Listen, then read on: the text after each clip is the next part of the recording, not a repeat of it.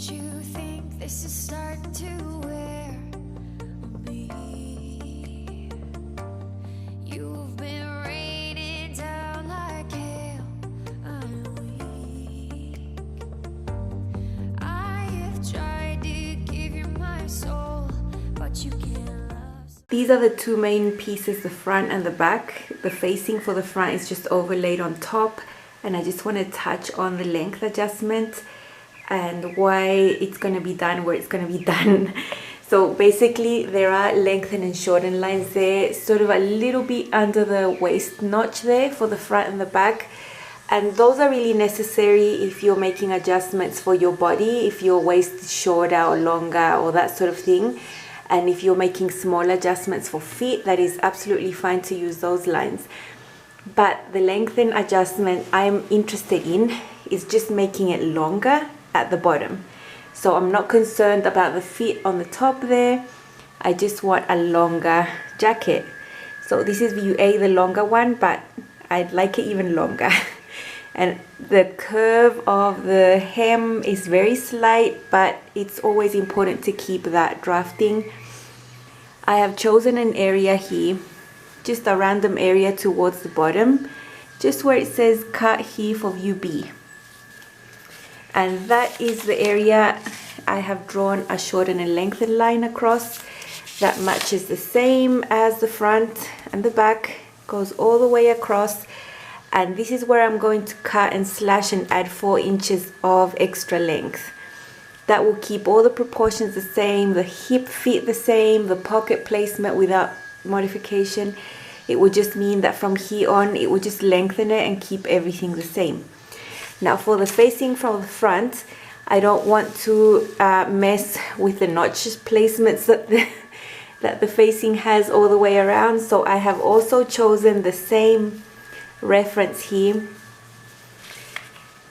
by placing the facing on top of the front and matching up the notches there. I looked at where my red line is that I added the shorten and lengthen line and drew one exactly at that same place for the facing. And that is also where I'm going to cut and add the 4 inches extra of length. That is all the fit adjustments that I personally am going to be doing to this jacket. The fit is really forgiving, it's quite boxy, there is some positive ease. I have cut and added 4 inches to the length of all the pieces, the front, the facing and the back. And this won't affect the construction, the order of anything.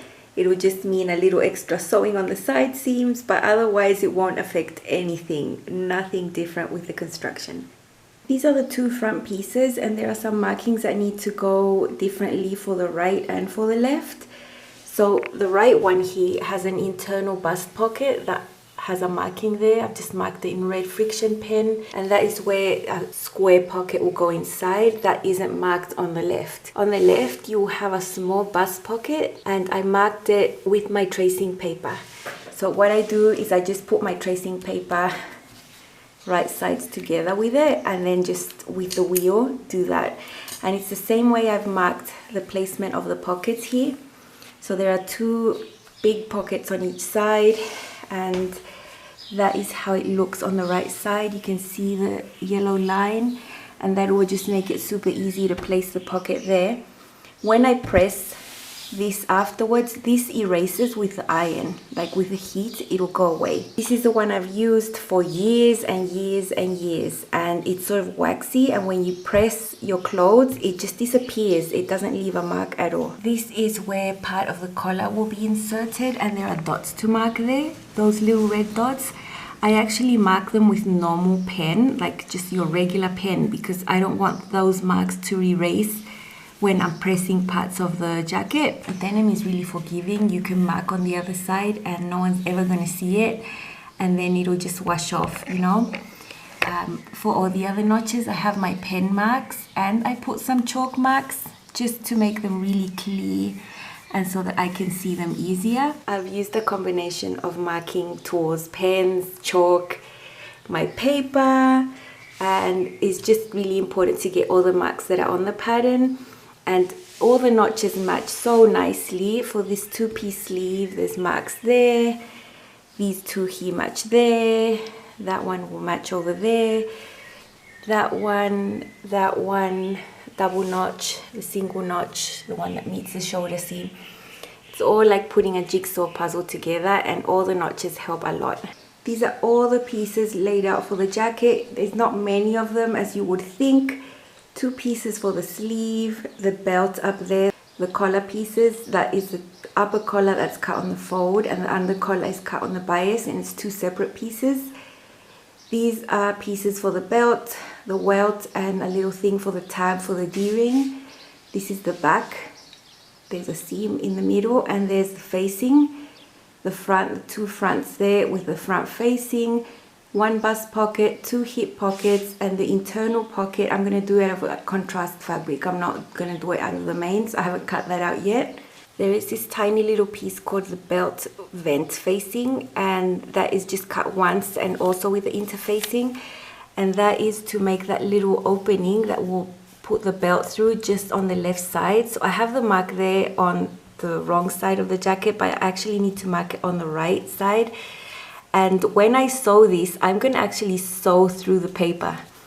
I'm going to put that on the right spot there, and that is so clearly marked where you have to sew. And whatever transfer method I use on pen or whatever, I'm never going to have such a nice mark as it's printed there. So I'm just literally going to sew over the paper, do that little rectangle, and then rip it off. These are the only pattern pieces that need to be interfaced: the front facings, the back facing, the upper collar, and that tiny little welt for the opening for the belt. So it's not that much, won't take that long. The only thing is all these facings have lots of notches and marks on them, especially the collar. So when I interface, I'm going to have to mark again. I've ended up cutting some red interfacing because I think with red I can just mark my reference points, especially the dots that need to be really well seen very accurately. So no one's gonna know I have red interfacing in there. This is the upper collar, this is the facing, the back facing. It's gonna be turned to the other side. So I'm just gonna fuse these on. I've heard in many places, and I've adopted it to myself, I don't use steam when I'm fusing on interfacing. I just let my iron fall on it and leave it there for a couple seconds. And I might go back and do it again, but just like a good 8 seconds, and I just go there, and just fuse that on really nicely. I won't be doing that. There are 4 pocket pieces. This is the internal one that goes on the right side of the jacket. These are the deep hip pockets, and this is the bust pocket that goes on the left. They all have notch marks here on the top. There, all of them. It needs to be folded on the notch mark and pressed. So I'm gonna do them all in one go.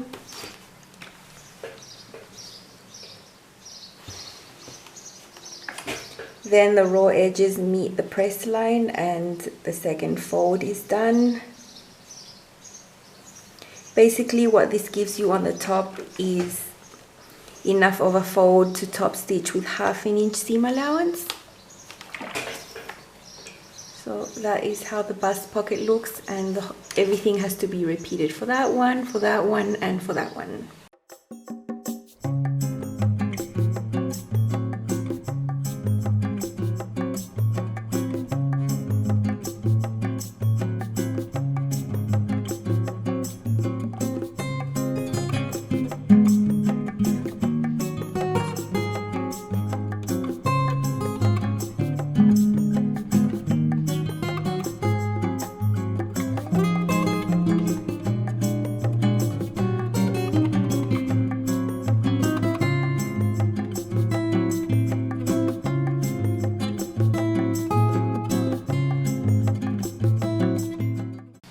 This internal bust pocket that goes on the right side of the jacket inside, I have cut from a contrast cotton. It's an Alexandra Henry cowboy print, and I have interfaced it just to make it more stable. And I'm going to be using the same bias binding I've made yards out of the same fabric to finish the facings at a later step.